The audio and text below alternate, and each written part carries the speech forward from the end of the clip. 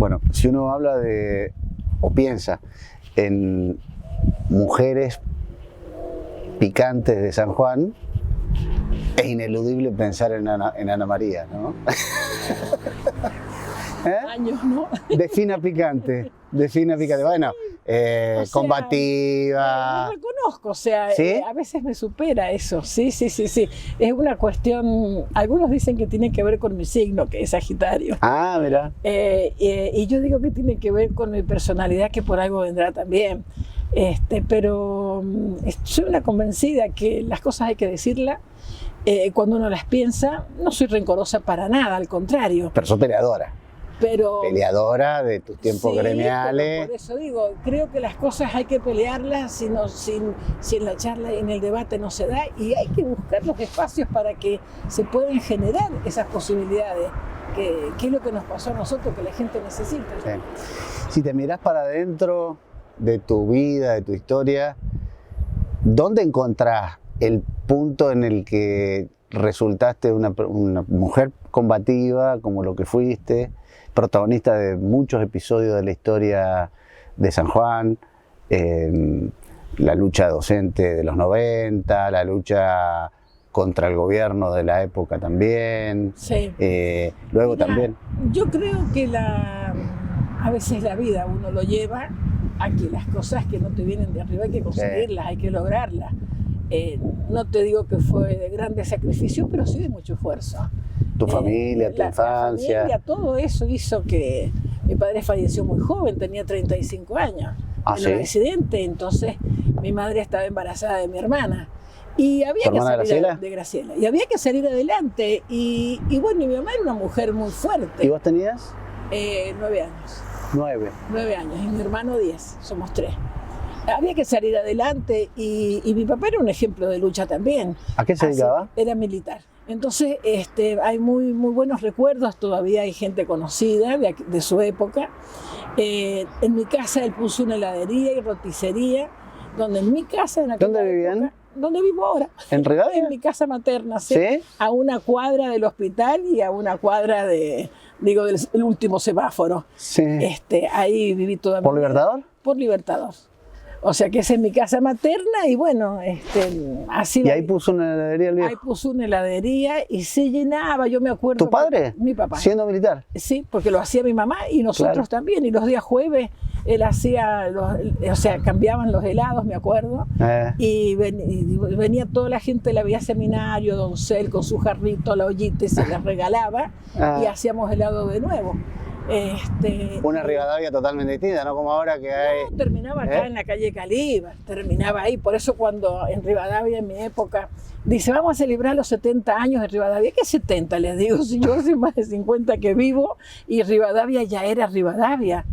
Digo, eso me dejó un ejemplo de vida, un ejemplo de trabajo, un ejemplo de lucha, en decir, las cosas se pueden hacer y se consiguen hacia adelante. ¿Y de ahí la docencia? Y de ahí, bueno, mi madre siempre me decía, ¿qué quieres ser cuando grande? Señorita, decía yo. Ingresé como titular en la escuela en Chimba, la Blas Parera.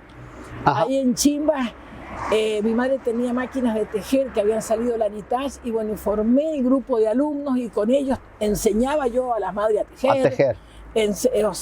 A las madres. A las madres, claro. A tejer. Empecé con las bibliotecas, ahí formé la primera biblioteca, los roperos comunitarios. Yo me acuerdo... Sí, tenías inquietudes políticas me gustaba y a partir de ahí empecé a participar con mi marido, que bueno, él ha sido siempre militante del peronismo y yo también, sin haber tenido... Yo me acuerdo que en mi casa... ¿De ahí te nació el peronismo? En mi casa siempre estuvo el libro grande de Perón. ¿Ah, sí? Siempre estuvo el libro grande de Perón. A esa edad yo no sé, nunca pude hablar con mi padre, pero siempre he tenido esa inclinación, siempre he tenido esa... ¿En tu casa paterna? Materna, sí. ¿Tu papá y tu mamá también peronistas? Por supuesto que sí, así lo fueron. ¿Y Evita? Porque me imagino que vos más asociada con Evita de reivindicaciones... Pero fíjate que en la escuela que yo trabajaba estábamos enfrente del hogar de ancianos, del hogar de aquel entonces que era de chicos. El hogar de Vaperón. El hogar de Vaperón. Entonces eran muchos alumnos de la escuela Las Pareras. Y los fines de semana yo me los llevaba a los chicos a mi casa, ¿Ah, sí? a mis alumnos. ¿A qué? Y a pasar el fin de semana en casa, o sea, Ah, sí. para que no estuvieran solitos, sí. ¿Te llevaban los Digo, chicos? Sí, me los llevaba a los chicos. Siempre me gustó el debate, me gustó el debate de ideas, ¿no? El saber por qué, el para qué.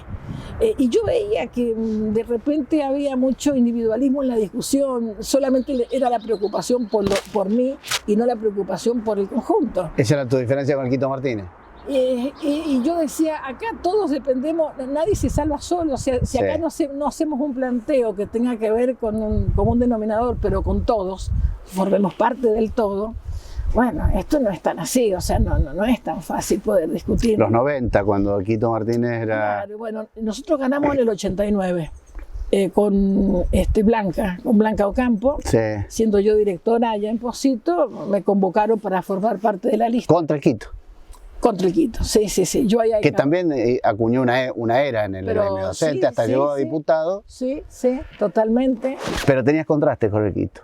Y algunos teníamos, sí, porque dentro de la misma línea, que era peronista, yo me acuerdo que acababa de tener a Facundo, a mi hijo, y yo les decía, miren, yo no quiero ir en lugar muy arriba en la lista porque no me puedo dedicar, ya era mi quinto hijo. Claro. Entonces pónganme, fui la cuarta vocal En suplente. aquella, en el 89. En el 89. Fui la cuarta vocal Con Blanca Rosa Ocampo. Con Blanca Rosa Ocampo. Así es. Eh. Y bueno, y me pusieron, o sea, en la lista me dijeron, bueno, no había secretaría de prensa, me dijeron, vas a estar en la secretaría Ajá. de prensa. Y para mí era espectacular, me encantaba. Hablaba con los periodistas. Hablaba con el periodismo, opinaba, escribíamos, o sea, participábamos. Y creo que, bueno, eso fue muy bueno en la época, en esa época, porque también aprendíamos todos los días. Acuérdate que veníamos saliendo de una dictadura donde estas cosas no se hablaban, estas cosas no se decían. Quito Martínez era diputado en esa época. Diputado nacional.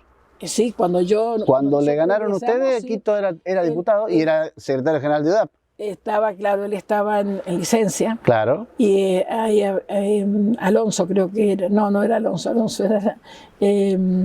Alonso fue en Rivadavia, pero no importa. No, Alonso es que la hermana de Sí. que estaba era de Alonso. Ajá. Pero por eso es que Está bien, quedó, pero No. y ahí es donde se produce la bisagra en que sale toda la conducción Sale. relacionada con Quito y aparece entramos nosotros. y aparece la de ustedes. que en su mayoría también éramos peronistas, en su mayoría. En su mayoría. Vos eras peronista.